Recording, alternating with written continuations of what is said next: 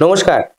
আমার এক সাবস্ক্রাইবার বন্ধু তিনি লিখেছেন যে ওনার ছেলে প্রচুর পরিমাণে স্মোক করে।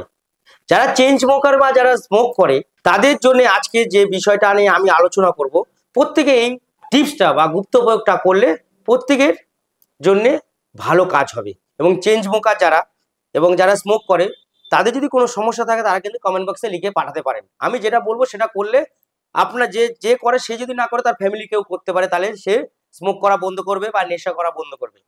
যেই জিনিসটা সে নেশা করে সেই জিনিসটা, বিড়ি হোক, সিগারেট হোক, গুটখা হোক, সেটা একটা কালো কাপড়ের মধ্যে রাখবেন।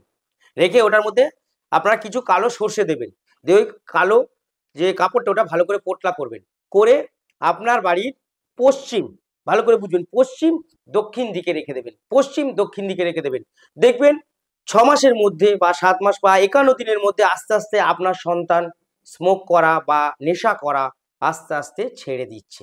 100% এটা পরীক্ষিত করা রেজাল্ট, আপনারা সবাই করতে পারেন।